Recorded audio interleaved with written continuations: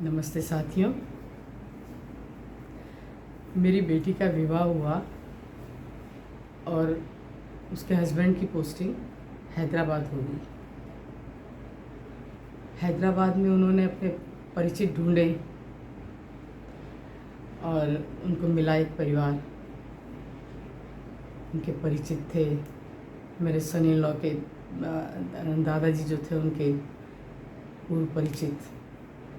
तो इस तरह से वो पुराने दोस्त थे, उनके पुराने मित्र थे। उनके घर में एक बूढ़ी माँ रहती थी जिन्हें बड़ी अम्मा कहते थे, सीनियर मोस्ट थी वो। तो ये लोग भी बड़ी अम्मा कहने लगे। नया नया विवाह हुआ था, घर आना जाना रहता था उनके घर में। तो बड़ी अम्मा शाम को बहुत देर तक पूजा पाठ किया करती थी। उनके पास कुछ धार्मिक पुस्तकें थी, कुछ कहानियों की पुस्तकें थी। वो मेरी बेटी को बुला लिया करती थी और फिर वो उसको पढ़ने के लिए बोला करती थी। रोज़ रोज़ ये सिलसिला चलता रहा। उनकी अपनी बहू थी जिसके पास समय का अभाव होता था, उसके 2 छोटे बच्चे थे। और जब बेटी कहानी पढ़ती थी तो बीच बीच में सुनती भी थी कहानियाँ और अपनी बहू को, बच्चों को डांटती डपटती भी रहती थी। फिर शुरू होता था सिलसिला।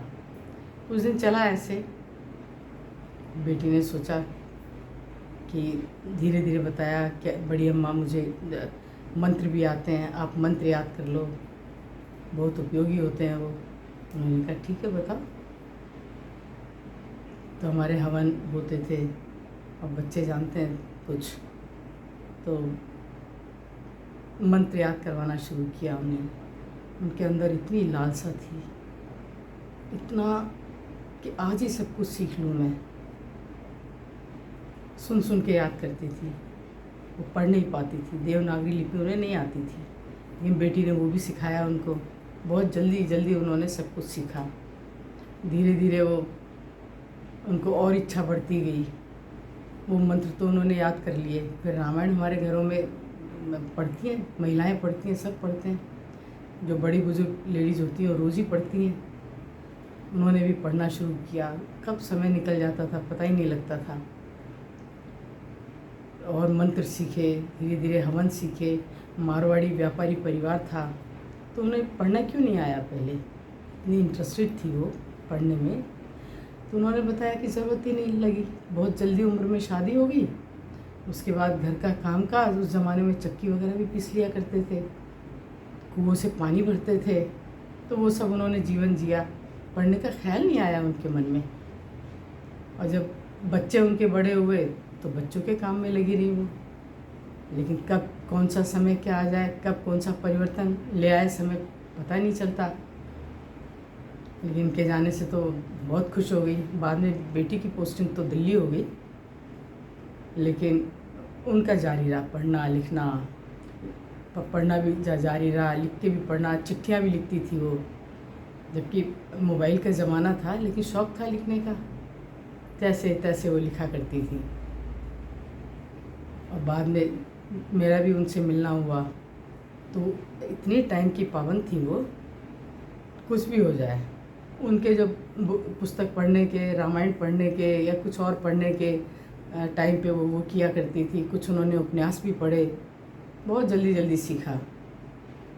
काफ़ी उम्र दराज हो चली थी। एक उन्होंने मुझे जो इच्छा बताई अपनी, वो ये थी कि मैं अपने पति से पहले जाना नहीं चाहती।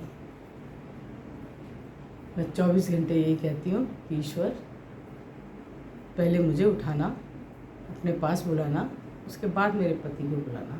पता नहीं कौन सा कनेक्शन हो गया उनका ईश्वर के साथ, इतनी कॉन्फिडेंट हो गई वो।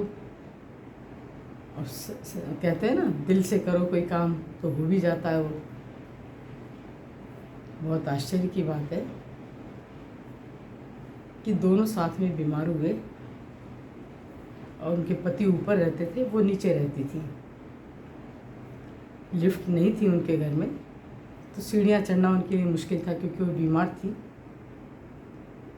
तो उन्होंने अपने बेटे से कहा और मिल के उनको पीछे लेके और उनको सीढ़ियाँ चढ़ाया पति के पास।